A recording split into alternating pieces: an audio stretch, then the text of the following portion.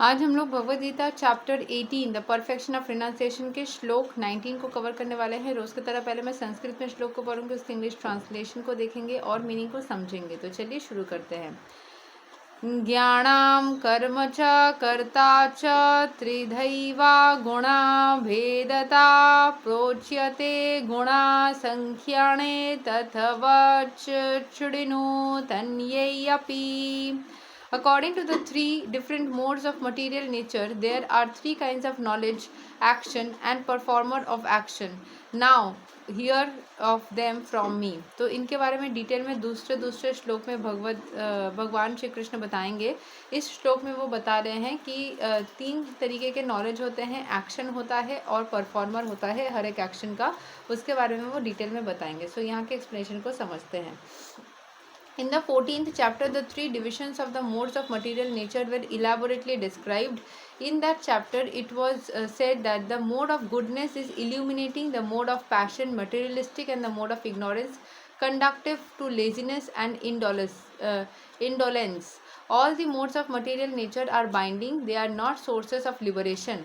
हर तरीके से ही अगर आप स्वर्ग में कोई बोल रहे थे, कल मैं सुन रही थी फिलोसॉफी के कुछ एक वीडियो जिसमें बोला जा रहा था कि जैनिज़्म में माना जाता है जैसे कि आपका जैसे एक मोमबत्ती है, उसको आपने बुझा दिया तो वो आग की लौ कहाँ गई, मतलब वो स्वर्ग में गई, नरक में गई, कहाँ पे गई। सो वैसे ही जब आपकी जो आत्मा है जो आग की लौ जैसी मानी जाती है, भगवद गीता में भी वो जब ख़त्म हो जाती है वो कहाँ जाती है, तो कर्म के हिसाब से या तो वो मतलब मोड ऑफ गुडनेस में आप रहते हैं तो स्वर्ग में जाती है, मोड ऑफ इग्नोरेंस में रहते हैं तो नरक में जाती है, यानी नेगेटिव जीवन प्राप्त होती है। एंड मोड ऑफ पैशन में रहते हैं तो इस मटेरियल वर्ल्ड में ही घूमती रहती है।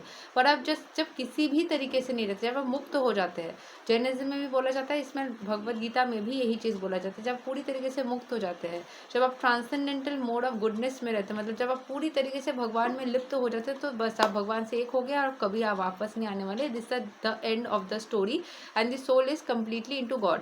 तो ये बहुत ही ये जो कंसेप्ट ऑफ भगवद गीता है ना, ये बहुत ही कम चर्चे में रहने वाली बात है जो मैं देखती हूँ, जो कि जैनिज्म की फिलोसॉफी में जो कि भगवान में नहीं मानते हैं उसमें भी ये मैंने कंसेप्ट जब देखा तो फिर मैं सोची तो वहाँ पे मतलब कमेंट करके मैंने बताया भी, चीख के बताने का मन कर रहा था कि इनफैक्ट भगवद गीता जो भगवान में बिलीव करते हैं वहाँ पे भी बोला जाता है कि इनफैक्ट उसमें थोड़ा डिफरेंट तरीके से बोला जाता है कि आपका जो आत्मा है वो भगवान के एनर्जी के साथ में ऐसे सम्मिलित हो जाएगा, that's it's the end of the story. फिर वो आत्मा कभी वापस नहीं आने वाला, वो वापस से कभी मटेरियल वर्ल्ड में या फिर स्वर्ग के बाद नरक इन सब चीज़ों से, बंधनों से मुक्त हो जाता है। ठीक है, सो पूरी तरीके से जो चीज़ देखा जाता है कि whenever you are in this energy of materialistic या फिर इन गुडनेस या फिर ये, तो आप इस कर्म बंधन में घूमते रहने की चांसेस बढ़ती है।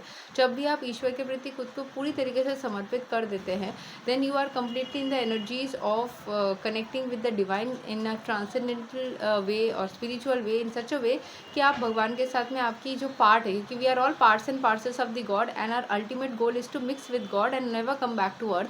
सो उनके साथ में जुड़ जाएंगे। लेकिन जो मटेरियली इन्वेस्टेड लोग हैं ना, वो इस आत्मा के खेल को बंद नहीं होने देना चाहते, वो चाहते हैं कि ये रह जाए और ये किसी न किसी तरीके से दुनिया में बना रहे।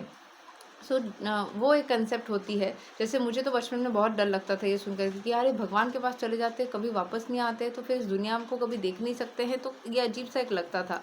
But the thing is that जब आप जितना ज़्यादा स्पिरिचुअल होंगे आपको पता चलेगा कि उसी में सुख है, उसी में शांति है। बार बार बहुत सारे लोग जो आत्महत्या करते हैं वो इसीलिए करते, सोचते कि इस पूरे लूप से मैं निकल जाऊंगी या निकल जाऊंगा, बट ऐसा होता नहीं है। वो और ज़्यादा उस जंजीर में फंस जाते हैं। The only way to escape from sadness and negativity, the only way to escape from this all the situations is just by doing spirituality, by chanting the divine names of God. जिसका भी आप believe करते हो उसी से आप negativity से मुक्त हो सकते हो।